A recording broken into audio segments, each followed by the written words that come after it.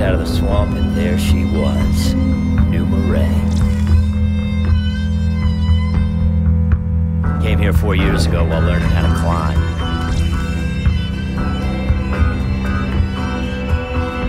These monsters are gonna get in my way. I say bring it.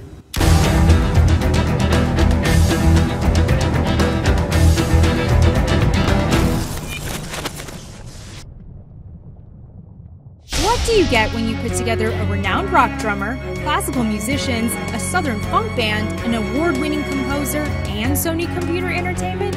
An unprecedented musical collaboration for the soundtrack to Infamous 2. The sequel to 2009's Infamous has main man Cole wielding brand new powers in a new city, New Marais. To amp up the ambience, the entire production crew trekked from the Bay Area down to New Orleans and back again to score Cole's moody new playground. This is New Marais, a swampy, devastated city overrun by mutants. If it looks familiar, that's because it's based on New Orleans, a city with a history of music and destruction. For SCEA music manager Jonathan Mayer, the backdrop was pure inspiration. You worked on the first Infamous game, so what are you doing different with this one? In Infamous 1, so much of the score was trying to express the personality of this amazing city that Sucker Punch had built for the game. As soon as we started discussing the new city with them, and of course the concept that it was based on New Orleans said so much to us musically right away that we knew we had an immediate sort of like game changer. And a move away from Empire City's electronic-based rhythms. To nail a percussion-heavy backbone with a funky southern twist, Jonathan recruited rock drummer Brain Mantilla, who's played with everyone from Tom Waits to Guns N' Roses. New Orleans funk band Galactic were added to the mix for some local flavor. Bringing in the guys from Galactic and Brain was all actually pretty easy because they're all collaborative artists by nature. I listened to the old soundtrack, and they said they wanted to get away from the electronic side and make it more organic. We've played a lot of video games over our lives, and knowing that the game is kind of based loosely in a fictitious New Orleans kind of environment, we kind of knew what they were looking for from us. Bringing in the more classical elements are orchestrator Tim Davies and orchestral composer Jim Dooley.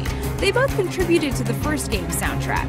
We caught up with them during a recording session at Skywalker Ranch. Working on the second game presented its own new set of challenges aside from the first one. The first was we wanted to do better than we did the first time. But translating Cole's heroic sacrifice better isn't exactly a stroll through the radioactive park.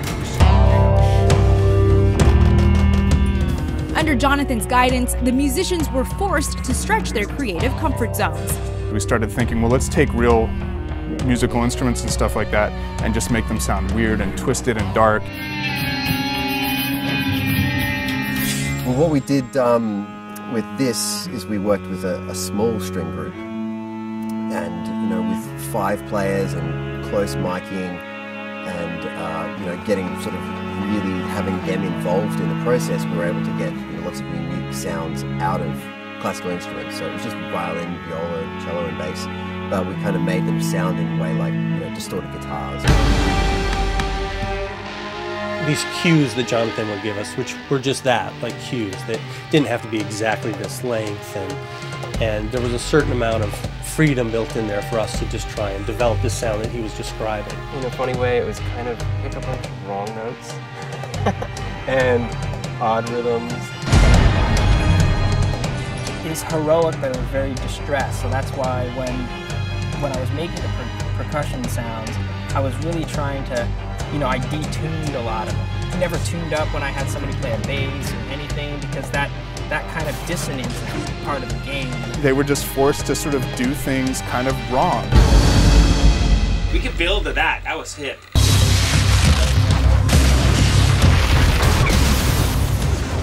What's the rhythm of the game? The people in charge are digging the really brutal, and they kept using the word brutal. It was like brutal, like more brutal, big drum stuff. I'm like, okay, cool, I can do that.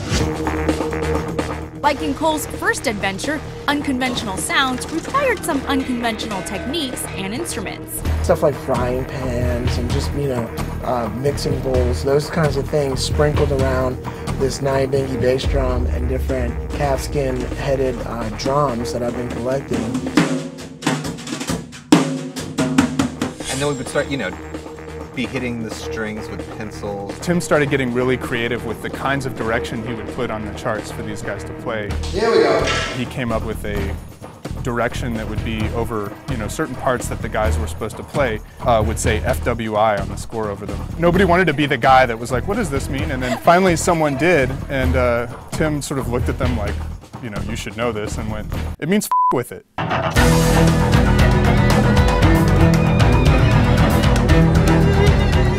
Pulling off a soundtrack with so many different musicians required some killer collaboration. The team would exchange bits and pieces of original music, building upon each other's work. For all the history of great tunes and orchestrations, like how do we do this in a new way? You need a good team to trust so that you can fail and move on with great success. The Sony guys would come down with string quartets that they had written or little pieces and say, okay, here's this. How about you do like a real brutal big drum thing to it? Okay, I'll do that. Okay, now how about you go and do like more of an ambient thing on the Jungle Bizarro kit. Like all of a sudden I'd hear something Galactic did or Jim do, and I'd be like, oh, okay, yeah, I kind of already did something like that. That's cool. We're all kind of fit. All of the elements that they brought to the table worked really well together and somehow complemented each other. There was a lot of interplay, a lot of ideas being thrown around, and it was great that we had the time to experiment with that. Good. Wow. Great. It's like a game of telephone almost. Telephone's a great analogy because the way that things get sort of twisted and manipulated in a game of telephone, we wanted that to happen. Take the thing that this guy did and do your thing with it. How is songwriting for a video game different from just regular songwriting? It's very different, actually, to write for the game than it is to write for your own project. And it's very liberating in a way that we came up with stuff that, just by experimenting, we came up with stuff that we may never have thought of, just because we had complete freedom. It was very different than recording for the band. That was cool. For me, it was awesome because I got to experiment with, so many different rhythms, like some odd time ones. With Sony, it's great. We get away with experimenting a lot, and they want that. And sometimes you miss, but you're not going to get in trouble for trying here, which is great. As it went, because I was like, they were digging it, saying, hey, keep going, keep experimenting. They were like, no one says that these days, That's why it was so fun to do this.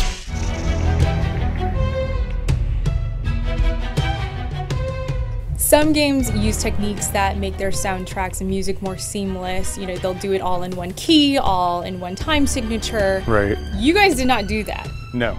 I actually cringe when I hear stories like that. How to make that work in the context of the game and how to get from the piece of music that plays before that to the piece of music that plays after that and all those things. That's just more work for us to do, but it's work we relish and work we enjoy, and it's work that needs to happen to really nail it.